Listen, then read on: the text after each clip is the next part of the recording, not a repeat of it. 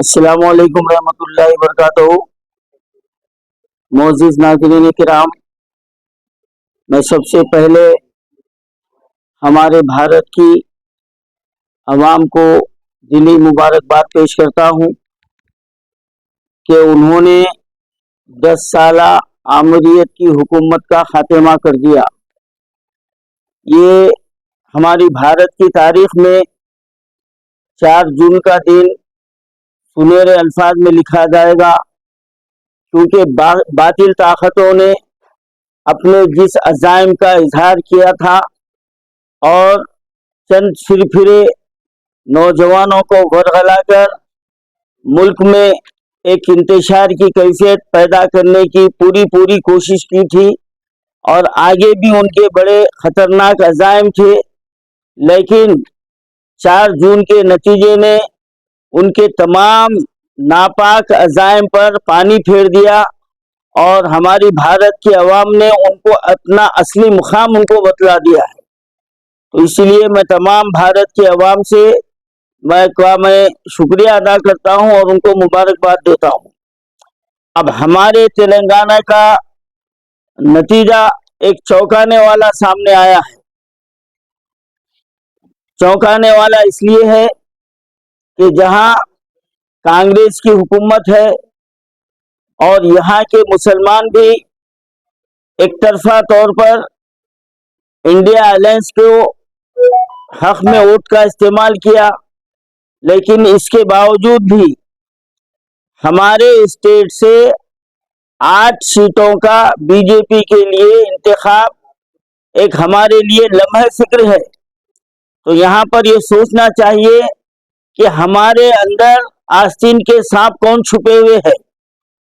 और एक बात तो साफ जाहिर हो गई आज के अखबारात में, चेवल्ला के कामयाब बीजेपी के कैंडिडेट ने, अब उनको एमपी कह सकते हैं, कामयाब हो गए हैं। उन्होंने बाकायदा तौर पर ये इजहार किया कि मेरी कामयाबी केसीआर की मेहरबानी है। हाँ, और फिर बाद हलकों में हमारे सीएम साहब की मेहरबानियां भी हुई है, ये इनसे इनकार नहीं किया जा सकता। जबकि उनके हल्का पार्लियामेंट मलका जिगरी जो उनका गढ़ है वो हाथ से चले गया, और मेदक की सीट हाथ से चले गई, और कई सिकंदराबाद में ये कांग्रेस जो है ना अमदन तौर पर ऐसे कैंडिडेट को जो ना टिकट दी जो दीवार पे की बिल्ली है, जिधर मौका मिला उधर कूदने वाला है, डी नागेंद्र, उसका कोई भरोसा नहीं, जिसकी वजह से यहाँ पर कांग्रेस को नुकसान उठाना पड़ा। तो यहाँ के नतायज ये जाहिर करते हैं कि हमारे तेलंगाना में आस्तीन के सांप मौजूद हैं, और वो कांग्रेस में भी है, और बीआरएस तो खुला दुश्मन है ही है हमारा।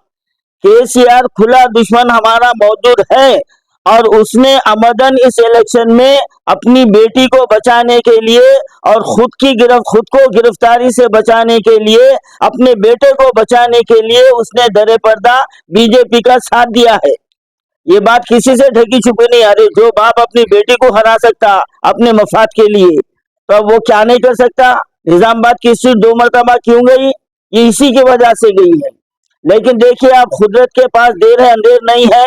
आज वो जिस यकीन के साथ जो बीजेपी को जिताने के लिए जो साजिश किया था, वो साजिश उल्टा उसके गले में पड़ गई, क्योंकि अब सेंटर में तो बीजेपी बाकी नहीं रही। अब इसकी मदद करने वाला कौन। तो यहाँ पर इसके ताल्लुक से कहा जा सकता है, ना खुदा ही मिला ना विसाले सनम, ना ये इधर का रहा ना उधर का रहा, ना तेलंगाना का रहा ना दिल्ली का रहा, ना मोदी का रहा ना इधर का रहा। देखिए, आप जब अल्लाह ताला किसी को जलील करना चाहता है तो उसका दिमाग ऐसा खराब कर देता है। और ये भी देखने में आ रहा है कि हमारे सीएम साहब का भी दिमाग बहुत खराब हो रहा है। ये अल्लाह की तरफ से वार्निंग है, और ये समझना चाहिए कि अगर आप दिल में एक और जाहिर एक रखे हुए अगर कोई काम करेंगे तो वो ज्यादा देर छुपने वाली नहीं है। किसी शायर ने कहा है, छुपाओ लाख पर्दों में हकीकत छुप नहीं सकती, छुपाओ लाख पर्दों में हकीकत छुप नहीं सकती, मोहब्बत छुप सकती है, अदावत छुप नहीं सकती। आप दुश्मनी जितना छुपा कर करोगे वो जाहिर होने वाली है। तो हमारे रेवंत रेड्डी साहब, आपको भी जो है ना यहाँ पर बेदार होने की जरूरत है। और आपके दिल में जो जो खिचड़ी पक रही थी, तकरीबन उसका भी खात्मा हो गया है। अब वो क्या पकड़ी थी, क्या है, वो आपका दिल जानता है, ज़मीर जानता है। और आपके करीब में फिरने वाले जो चमचे हैं दुम हिला लेते हुए, ज्यादातर जो ना मुसलमानों की नुमाइंदगी करने का दावा करने वाले जो चमचे हैं, वो भी जानते हैं कि आगे के आपके अज़ाइम क्या थे।